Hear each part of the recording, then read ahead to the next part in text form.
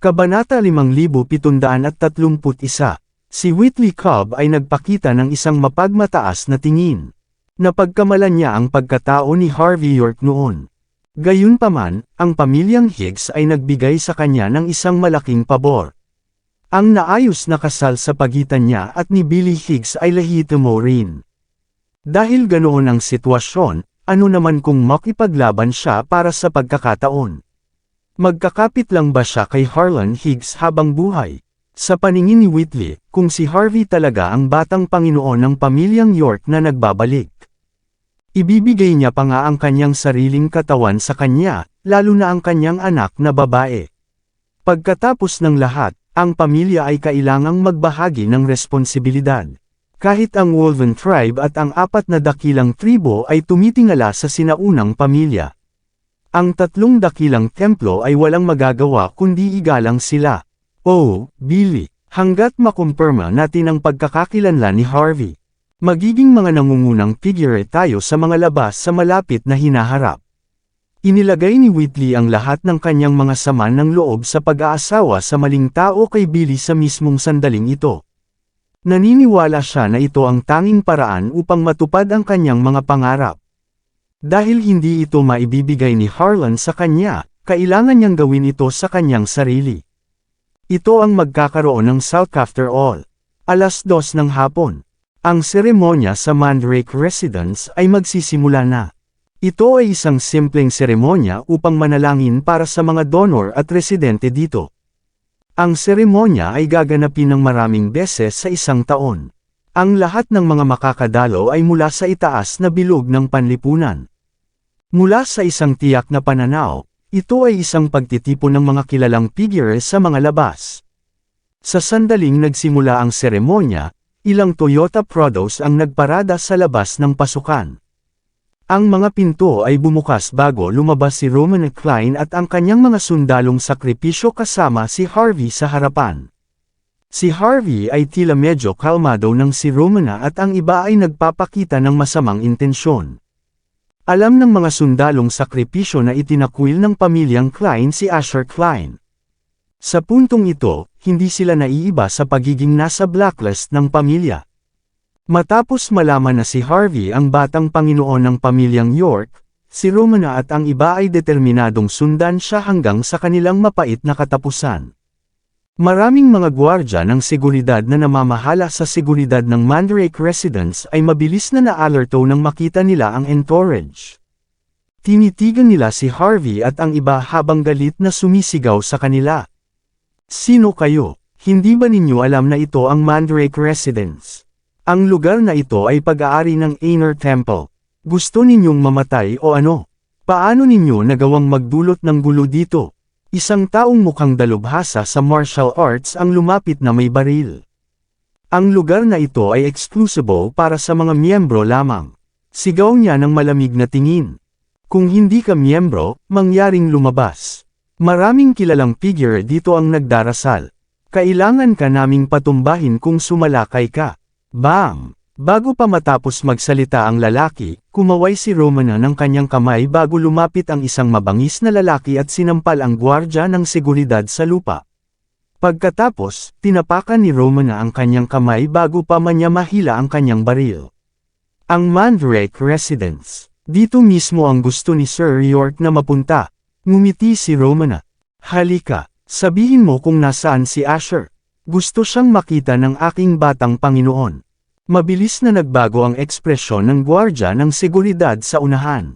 Hindi ko alam kung sino ang hinahanap ninyo. Pero hindi kami magbebenta. Crack! Lumapit si Roman Klein bago agad na binasag ang binti ng gwardya ng seguridad. Nanginginig sa sakit ang gwardya ng seguridad nang sa wakas ay magsalita siya. Nasa pangunahing bulwagan sila. Nagdarasal silang lahat sa pangunahing bulwagan. Pagkatapos, tumingin si Romana kay Harvey York. Ang pangunahing bulwagan ng Mandrake Residence ay isang dambana. Natatakot ako. Kalmado namang naglakad si Harvey palapit na nakakrus ang mga braso. Wala siyang pakialam kung nakaharap siya sa Diyos. Lalo na ang pagdulot ng gulo sa isang simpleng dambana sa loob ng pangunahing bulwagan. Isang mahinang amoy ang lumaganap sa buong malabo na lugar, agad na nagbigay lakas sa mga tao sa loob. Ang bawat sulok ay pinalamutian ng mga bagay na matingkad na dilaw. Daan-daang mga futon ang nakalagay sa loob ng dambana. Pero muli, walang nagdarasal pa. Hindi pa nagsisimula ang seremonya. Ang mga taong iyon ay nabuo sa mas maliliit na grupo, at masayang nagkukwentuhan sa isa't isa. Anuman ang pananaw, ito ay isang klase ng pagtitipon pa rin. Iisipin ng mga walang kaalaman na ang pagtitipon ay isang malaking piging. Anuman ang uri ng masasamang bagay na ginawa ng mga taong iyon upang samantalahin ang mga tao, ipapakita pa rin nila ang kanilang pinakamapagpakumbaba at taos-pusong saloobin habang nasa Mandrake residence. Ito ang pinakamahusay na pagkukunwari. Nakatiklop ang mga braso ni Asher Klein sa gitna ng dambana, at nakikipag-usap sa ilang mayayamang tao mula sa ibang malalaking lungsod. Ang tatlong dakilang templo ay kilala, bukod sa mga tao sa mga labas. Maraming mayayamang pamilya mula sa malalaking lungsod sa Hilagang Kanluran ang natural na nakakaalam din tungkol dito. Bilang isa sa mga direktang inapo ng pamilyang Klein at ang student president ng Oakland University, si Asher ay kilala bilang isang bata at mahuhusay na lalaki. Isa rin siya sa 10 pinakamahusay sa mga taong nagtipon dito. Sa ilalim ng mga ganitong pangyayari, nakaramdam siya ng kaunting pagmamataas dahil naniniwala siyang maaari niyang kunin ang pamilyang Klein. Pagkatapos, lumipat ang tingin ni Asher sa ibang direksyon. Dumating sina Whitley Cobb at Billy Higgs na nakasuot ng kanilang mga damit, at binati na nila si Asher, ngunit hindi sila nakapasok sa paksa dahil maraming mata ang nakatingin sa kanila. Gusto nilang maghintay hanggang matapos ang seremonya bago harapin si Asher. Matapos isipin ang malakas na paggamot na ginawa ni Nanako Kawashima upang mapasaya siya, napuno ng pagnanasa si Asher. Wala siyang pakialam kung hindi magalang na gawin ang isang bagay na napakasama sa isang sagradong lugar tulad nito. Ang nasa isip lang niya ay ang kasiyahan ng pakikipagtalik kay Billy at sa kanyang ina. Bam! Sa mismong sandaling ito, sinipa ang pinto. Ang mar-ingle na pakiramdam ng dambana ay tuluyang nawala. Ang mga pag-uusap at tawanan ay agad ding nawala. Walang nag-isip na may magdudulot ng gulo sa isang lugar na tulad nito. Lahat ng mata ay nakatuon kay Harvey at sa iba sa sandaling ito. Malinaw din nilang nakikita ang 4 na gwardya ng seguridad na nakahiga sa lupa, at paralisado. Lahat sila ay mga alagad ng Inner Temple na may pambihirang pagkakakilanlan, ngunit natamba sila ng ganoon lang. Nagpakita ng kakaibang tingin ang mga taong naruroon. Hindi ba alam ng mga taong ito kung ano ang lugar na ito? Bukod dito, ito ang pangunahing entablado ni Arian Augustus. Isa siyang kahangahangang monghe sa kasalukuyang henerasyon. Hindi lang sila sobrang bastos, ngunit naghahanap sila ng kamatayan sa puntong ito. Bago pa man matapos magsalita ang karamihan, kumaway si Roman Klein ng kanyang kamay bago lumapit ang kanyang mga sundalong sakripisyo. Itinaas ng mga sundalo ang kanilang mga baril bago itinutok ang mga ito sa karamihan, ganap na hindi pinapansin ang okasyon na kanilang kinaroroonan. Kahit gaano kakalmado at kontrolado ang mga mayayamang tao, sumigaw pa rin sila sa takot habang natatapilok pabalik. Ang pangit ng kanilang itsura, para bang nakikipag-usap sa mga tunay na tulisan sa mga labas. Agad na nagdilim ang ekspresyon ni Asher Klein nang makita niya si Harvey York at ang kanyang entourage. Harvey, Romana, hindi inaasahan ni Asher na si Romana ay nasa panig ni Harvey, na magdudulot siya ng gulo dito ng walang awa. Determinado siyang lumaban sa sinumang humahadlang sa kanyang daan. Pero ito ang Mandrake residence. Hindi lang nagmamayabang si Harvey sa puntong ito. Lubos niyang hindi iginagalang ang Inner Temple. Ilang monghe na namamahala sa seguridad ang lumabas mula sa kanilang mga sulok na may nakakatakot na ekspresyon. Humingi sila ng suporta habang nakatayo sila sa harap ng karamihan. Bati po sa inyong lahat, sabi ng monghe sa unahan habang ganap na nagdilim ang kanyang mukha. Bago pa man niya matapos ang kanyang pangungusap, agad na lumapit ang ilang mga sundalong sakripisyo bago mabilis na sinipa siya sa lupa. Napaklaro ni Roman na bago pumunta dito. Hindi lang siya narito upang tulungan si Harvey na mahuli si Asher, ngunit narito rin siya upang ipakita ang kanyang katapatan. Kung hindi masisiyahan si Harvey, hindi sila makakaligtas sa mga labas. Masama ang kanilang katapusan kung tumanggi sila sa kanilang kasalukuyang layunin. Matapos sipain ng ilang monghe, lumapit si Romana at tiningnan si Asher, na handa nang umalis, na may ngiti sa kanyang mukha. Natagpuan ko siya, Sir York. Ilang mga sundalong sakripisyo ang sumugod palabas bago itinutok ang kanilang mga baril kay Asher. Walang nakakareact sa kanilang masisiglang kilos. Natigilan sina Whitley at Billy. Hindi nila maunawaan ang sitwasyon. Bakit parang alila ni Harvey ang kilalang amo ng Eve Clubhouse? Bakit lumitaw si Harvey sa isang lugar na tulad nito? Kahit na gusto niyang magdulot ng gulo kay Asher, hindi ba siya makakahanap ng ibang lugar para doon? Hindi ba niya alam na ang lugar na ito ay pag-aari ng Aner Temple? Bago pa man makabalik sa kanilang mga ulirat ang karamihan, lumapit si Harvey na nakakrus ang mga braso. Plano mo bang makipaglaban sa akin? O gusto mong hilahin ka palabas dito? Ano sa tingin mo ang ginagawa mo? Malamig na lumapit si Asher. Dahil hindi siya makalabas, ang tanging magagawa niya ay mabawi ang kanyang pagpipigil. Alam mo ba kung ano ang lugar na ito? Ito ang Mandrake Residence. Ang lugar na ito ay pag-aari ng Aner Temple. Ang mga taong dumadalaw sa seremonya ay pawang mga kilalang figure. Naisip mo ba ang mga kahihinatnan ng pagdulot ng gulo dito? Kung ako sa iyo, babalik ako at magpapakumbaba sa pasukan bilang paghingi ng tawad habang may oras pa.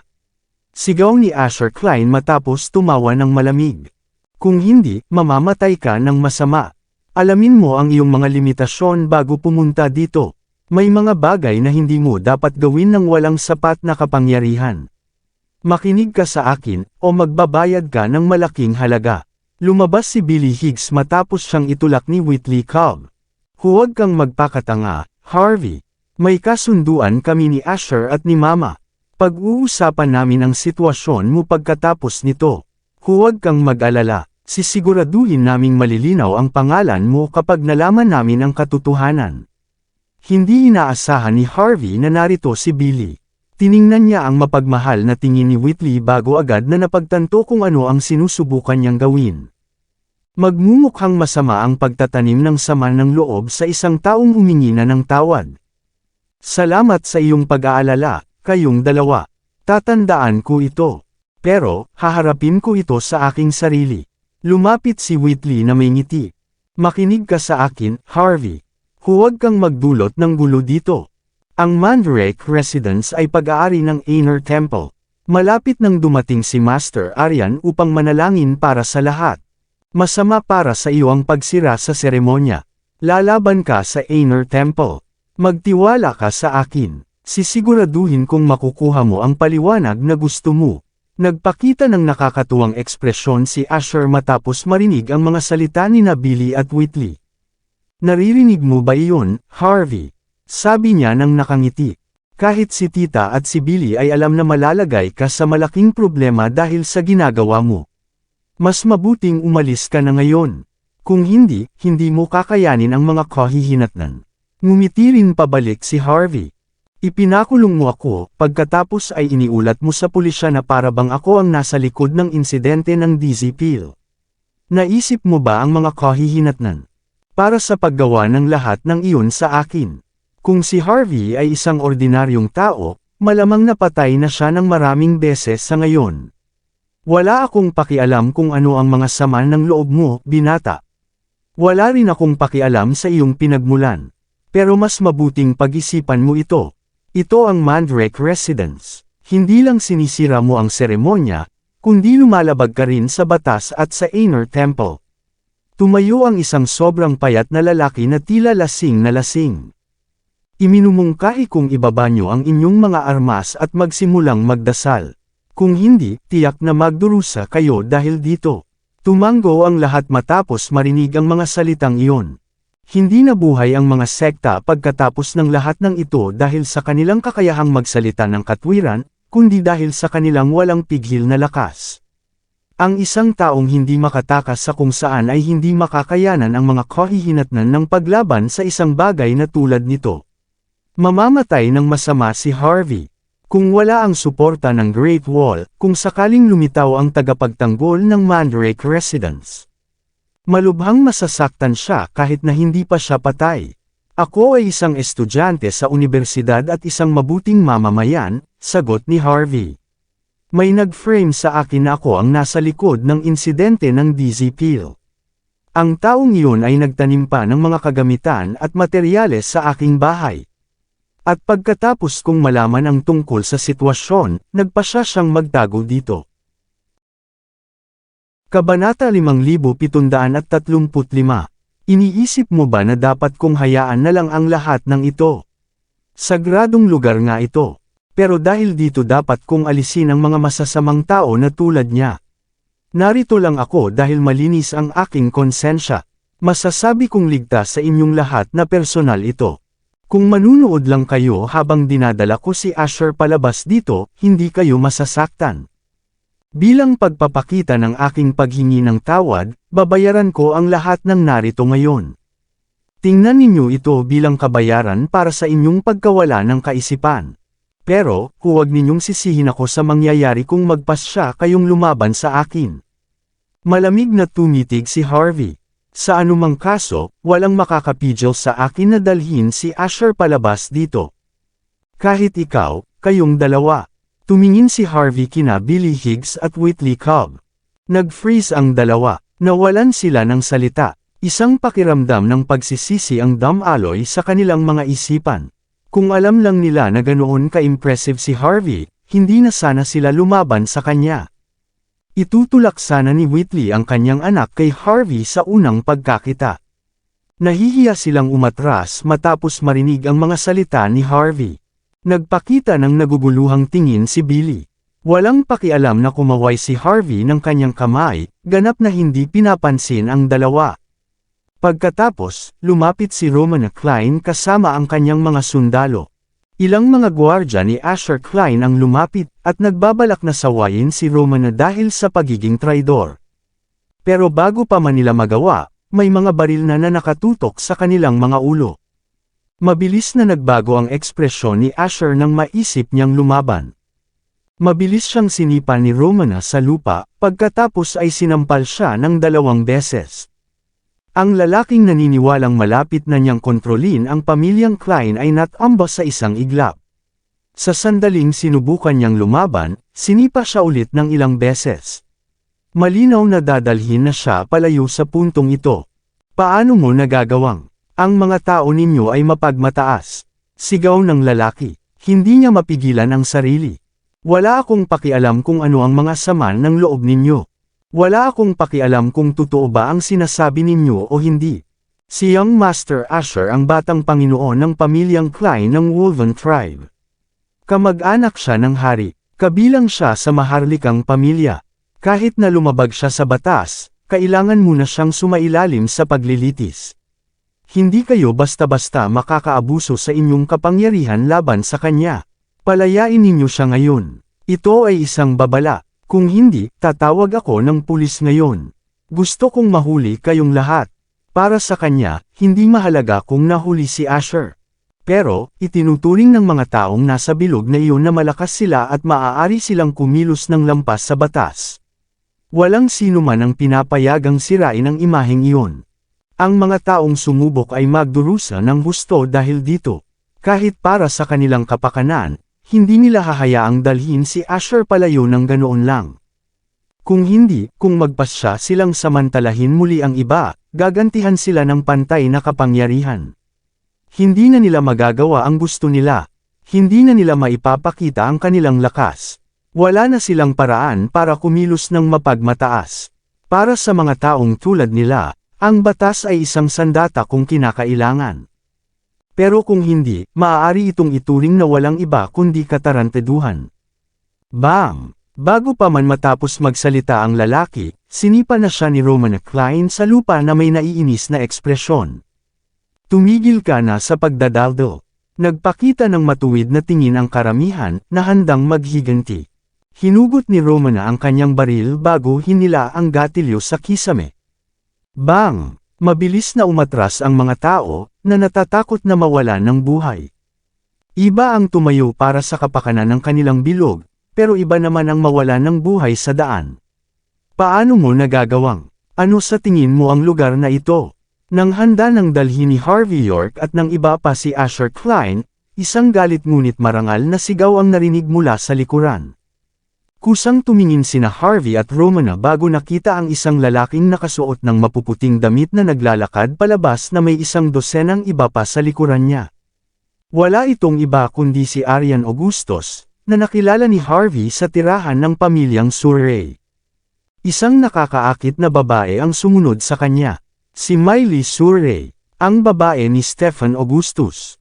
Nagliwanag ang mga mata ng karamihan matapos makita ang dalawa bago sila magalang na yumuko. Master Arian, Miss Miley, walang pakialam na lumapit si Miley. Kusang nang inig ang kanyang katawan matapos makita si Harvey na hindi kalayuan. Agad na naging mas malamig ang kanyang tingin. Paano naglakas loob ang lalaking ito na magpakita pagkatapos niyang mapahiya si Stephen ng ganoon? Wala nang pakialam kung paano niya nagawa iyon. Wala nang pakialam kung bakit hindi siya nakulong sa gusali. Ngayong narito na siya, dapat ko siyang talunin kaagad. Hindi nag-aalala si Harvey matapos makita ang dalawa. Ito ang teritoryo ng Inner Temple. Sa isang antas, ang dalawa ay kabilang sa sekta. Normal lang kung ganoon ang kaso. Malinaw na nakilala ni Arian si Harvey, ngunit nanatili siyang mataas at makapangyarihan ng kalmado siyang naglakad patungo sa gitna ng karamihan. Ano ang nangyayari? Malapit nang magsimula ang seremonya. Sino ang nagdudulot ng lahat ng kaguluhan na ito? Kayong mga tao ba ay walang takot? Ang Inner Temple ba ay wala nang ibig sabihin sa inyo? Ang pangalan ng Inner Temple ay maaaring magpatakot sa hindi mabilang na mga tao hanggang sa kamatayan o magdulot sa kanila ng kusang takot. Master Arian, sigaw ng lalaki na may maputlang mukha. Hindi po namin gagawin iyon. Isang ignorante na lalaki na hindi namin kilala ang gumagawa ng lahat ng ito. Master Arian, nagpakita ng walang magawa na tingin si Asher. Ang lalaking ito, si Harvey, ay nagbebenta ng dizzy pills sa lahat ng casino palaces sa mga labas. Sinira niya ang buhay ng napakaraming tao dahil dito. Nagbigay pa nga ako ng ebidensya sa pulisya. Gusto kong panatilihing isang legal na lugar ang mga labas. Gusto kong protektahan ang mga estudyante sa universidad. Pero dahil doon, nagbanta siyang patayin ako. Tumakbo ako rito para magtago. Pero hindi siya sumuko. Tumayo si Mr. Kennedy para ipagtanggol ako pero sinampal din siya sa mukha. Kahit ang mga monghe ng Mandrake Residence ay inaabuso. Master Arian, lubos ka niyang hindi iginagalang. Sinusubukan talagang magpa-apoy si Asher Klein. Alam niyang wala nang ibang magagawa si Arian Augustus kundi makialam dahil ito ang Mandrake Residence. Kung bibigyan ng sapat na dahilan, hindi magdadalawang isip si Arian na patayin si Harvey York. Oh, dizzy pills, sabi mo. Siya ang nakakasakit sa mga tao. Pumasok pa siya sa sagradong lugar na ito. Sinira ang seremonya, at binugbog ang karamihan. Malamig na tumitig si Arian kay Harvey. Iniisip mo ba na magagawa mo ang gusto mo dahil ikaw ay isang mahusay na mandirigma na may ilang mga baril sa paligid mo? Halika, dalhin ninyo rito ang lahat ng mga gwardya ng seguridad. Dalhin din ninyo rito ang mga tagapagtanggol ng Inner Temple. Sabihin sa mga bisita ng Island Nations na huwag munang dumating. Maghintay hanggang matapos akong maglinis.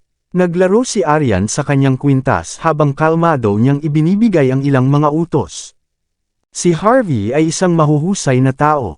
Nagawa pa nga niyang sirain ang mga plano ng Inner Temple dati. Kung hindi sila nagkakasalubong, wala sana siyang pakialam. Pero dahil ganoon ang kaso, hindi na siya kakailanganin ng dahilan para pumatay. Pagkatapos ng lahat, ang Inner Temple ay kumakatawan sa ganap na dominasyon. Isang kalbong lalaki sa likuran ni Arian ay mabilis na tumawag sa telepono. Ginagawa niya iyon habang sinusuri si Harvey. Natural, naniniwala siyang selyado na ang kapalaran ni Harvey matapos magpasya na magdulot ng gulo sa Mandrake Residence. Sa loob lamang ng 1 minuto, narinig ang mabilis na mga yapak sa labas. Sa wakas ay nagtipon ang mga gwardya ng seguridad. Agad na nagmalaki sina Mr. Kennedy at ang iba pa nang makita ang tanawin. Natakot sila sa dominasyon ni Harvey noong una. Pero narito na ang mga gwardya ng seguridad at mga tagapagtanggol. Magiging madali para sa kanilang lahat na patumbahin ang isang tao tulad ni Harvey. Marahil ay makakahanap pa nga sila ng magandang libingan para sa kanya upang matiyak na aalis siya sa mortal na kaharian ng walang anumang sama ng loob pagkatapos nito. Tila kalmado si Romana. Wala siyang pakialam sa tanawin sa harap niya. Pinagmamasdan niya si Harvey sa buong panahon. Alam niyang mabuti na nag-iisa lang na natambang ni Harvey ang pinakamagaling na alagad ni Henrik Higgs. Ang isang taong makakapatay ng isang King of Arms ay hindi kukulangin sa pambihira. Ang mga tao sa Mandrake Residence ay hindi man lang makakalaban kay Romana, lalo na sa isang hindi maunawaan na tao tulad ni Harvey. Walang pakialam na tumingin si Harvey kay Aryan na may ngiti.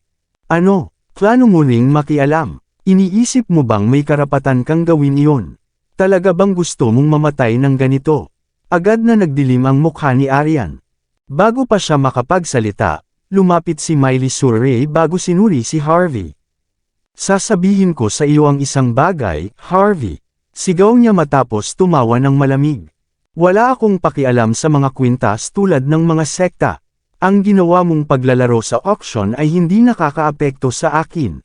Dahil tumulong ka sa pamilyang Surrey. Bibigyan kita ng pagkakataon. Humingi ka ng tawad at magsisi ka kay Young Master Asher ngayon.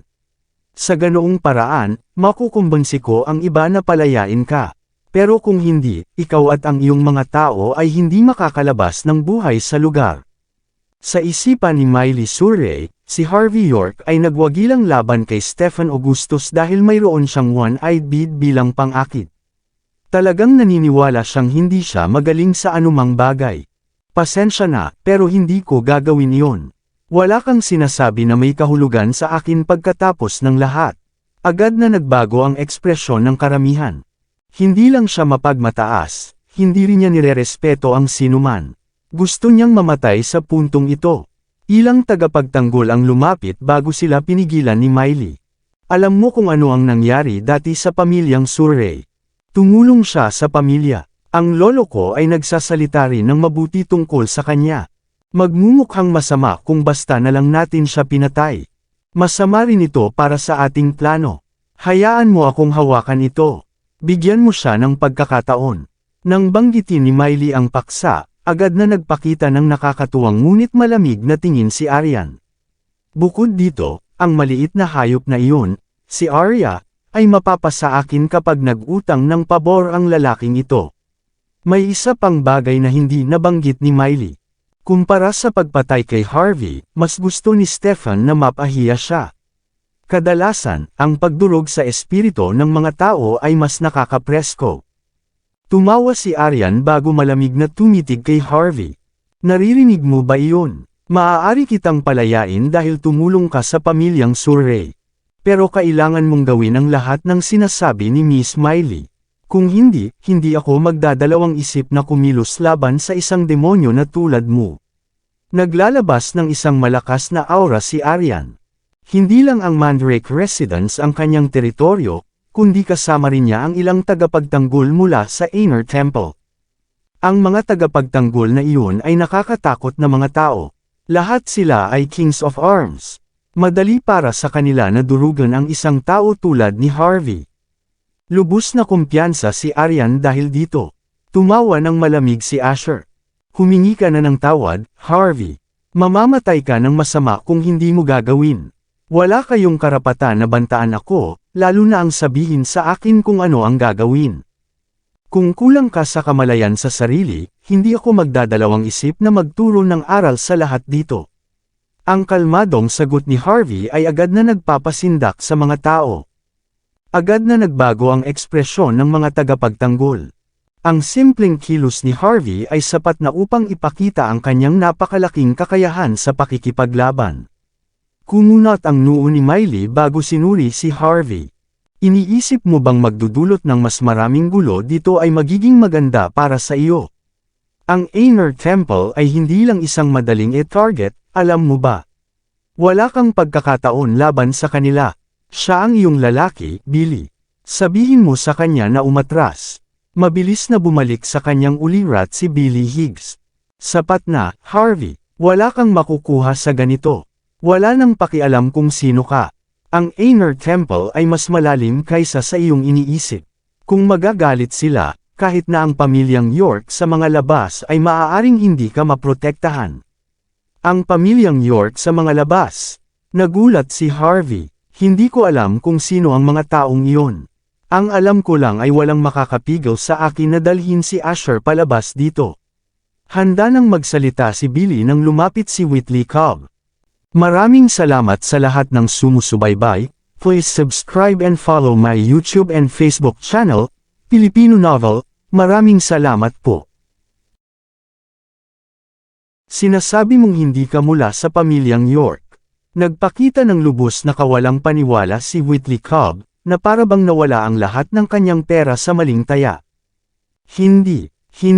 Agad na nagalit si Whitley. Bakit ka nagpapanggap kung hindi ka naman talaga? Paano mo nagawang magdulot ng gulo kay Young Master Asher? Paano mo nagawang lumaban sa Inner Temple? Oh, alam ko na. Sinusubukan mong huwag sabihin sa lahat na kabilang ka sa pamilya. Ganoon ka nakakakuha ng kapangyarihan ng pamilya. Ganoon ka nakakakuha ng mga tao sa hindi inaasahan. Sasabihin ko sa iyo ang isang bagay. Makakaranas ka ng isang kakila-kilabot na katapusan. Medyo nagalit si Whitley matapos makita ang mga panlilinlang ni Harvey York. Iniisip mo bang ibibigay ko lang sa iyo ang kamay ng aking anak sa kasal dahil dito? Mangarap ka. Naramdaman ni Harvey ang lubos na kawalang salita habang nakatitig kay Whitley. Pasensya na, pero wala akong nararamdaman kay Billy. Hindi noon, hindi ngayon, hindi kailanman. Pagkatapos, tumitig si Harvey kay Romana Klein. Huwag na nating sayangin ang oras sa kanila. Dalhin mo na si Asher palayo. Binibigyan kita ng 3 oras para ayusin ang lahat at linisin ang pangalan ko. Siyempre. Tumango si Romana bago hinawakan ang leeg ni Asher Klein, handa nang hilahin siya palabas ng lugar. Ikaw na hayop, hindi mo ba alam kung ano ang makakabuti sa iyo? Ano sa tingin mo ang lugar na ito? Lubos na nagalit ang kalbong lalaki sa likuran ni Arian Augustus. Paano nagkaroon ng karapatan ng isang taong walang pinagmulan na magpakita sa isang lugar na tulad nito? Sumugod ang lalaki sa harap ni Harvey bago itinuro ang mukha niya. Kung hindi ka luluhod ngayon, papatayin kita mismo. Sinipa ni Harvey ang lalaki sa lupa sa isang iglap. Hindi na siya makakapag-aksaya ng mas maraming oras. Tumigil ka na sa pagdadaldal. Kalmado ngunit lubos na marangal ang kanyang mga salita, na parabang siya ang hari ng mundo. Mabilis na nagbago ang ekspresyon ni Arian. Paano mo nagagawang? Sigaw niya matapos lumapit. Binugbog mo ang aking mga tauhan sa aking sariling teritoryo. Subukan mo kung kaya mo. Sasabihin ko sa iyo ang isang bagay. Sampal. Agad na pinatalsik ni Harvey si Arian gamit ang isang sampal sa kanyang mukha, hindi pinansin ang sasabihin niya. Ano ang kinalaman mo sa pagdadala kay Asher palayo? Iniisip mo bang maaari mo lang ipasok ang iyong mukha sa harap ko ng ganyan? Talaga bang iniisip mong hindi kita hahampasin? Mayabang na pinunasan ni Harvey ang kanyang mga daliri, na parabang pinupunasan niya ang isang maruming bagay. Paano? Paano nangyari ito? Nagulat ang lahat nang magtinginan sila. Ganap na dinurog sila ng mga kilos ni Harvey. Hindi inaasahan ni Miley Surrey, Billy Higgs, at Whitley Cobb na talagang maglakas loob si Harvey na gumawa ng anumang bagay. At gayunpaman, ang lalaking may kilalang katayuan ay pinatalsik gamit ang isang sampal. Hindi, walang ordinaryong tao ang makakagawa ng ganoong bagay, tama ba? Naramdaman ni Miley ang pagkahilo matapos makita ang tanawin. Hindi lang siya nagpakatanga sa pagpapasuko kay Stephen. Talaga bang iniisip niyang ang Inner Temple ay walang karapatan? Kabanata 5740. Pero kahit na ano paman, si Arian Augustus pa rin ang namamahala sa Mandrake Residence. Hindi kasing laki ng katayuan ni Stephen Augustus, pero walang ordinaryong tao ang makakalaban sa kanya. Lubos na nagulat si Asher Klein. Ang taong nakikita niyang anghel na tagapag-alaga ay hindi nakaapekto kay Harvey York. Talaga bang ganoon kahina ang Inner Temple sa mga labas? Master Aryan. Aryan. Isang grupo ng mga tao ang sumugod palapit bago itinaas si Aryan. Lubos na namamaga ang kanyang mukha sa puntong ito. Kahit si Aryan ay nag-freeze habang tinatakpan ang kanyang mukha sa kawalang paniwala. Patayin siya. Patayin siya ngayon. Mabilis na bumalik sa kanyang ulirat ang kalbong lalaki habang nasa lupa. Kumaway siya ng kanyang mga kamay, senyales sa mga gwardya ng seguridad na lumapit na may kanilang mga baril. Kahit bago pa man makapagbigay ng utos si Harvey, mabilis na hinugot ni Roman Klein ang kanyang baril bago binaril ang binti ng lalaki. Bang! Kasabay ng malakas na tunog ng pagsabog, sumisigaw sa sakit ang lalaki habang nanginginig sa lupa. Nagulat ang lahat sa kawalang awa ni Romana.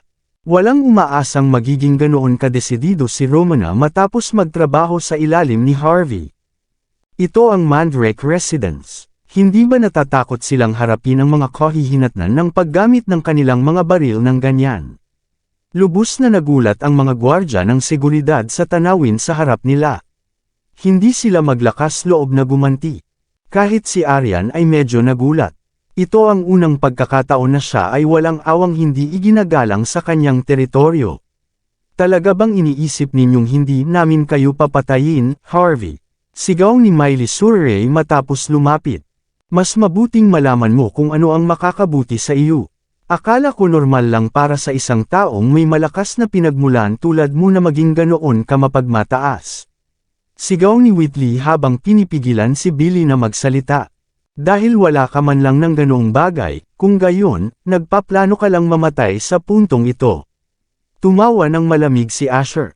Binabalaan kita, Romana. Kung magtataksil ka sa pamilyang Klein at lalakad ka sa landas na ito kasama si Harvey, mamamatay ka ng masama. Kung babagsak ka at humingi ng tawad, makakaligtas ka pa rin. Kung hindi, hindi ka na magkakaroon ng pagkakataon na humingi ng tawad. Natural, naniniwala ang lahat na naruroon na si Romana ang trump card ni Harvey. Ang pakikitungo sa kanya ay agad na magbabawas ng hindi bababa sa kalahati ng lakas ni Harvey. Pagkatapos ng lahat, tiyak na sapat na sina Romana at ang kanyang mga sundalong sakripisyo para sa isang mapagmataas na tao tulad ni Harvey upang ipakita ang kanyang tapang. Mayroon kang lakas ng loob. Bumalik sa kanyang ulirat si Aryan bago huminga ng malalim.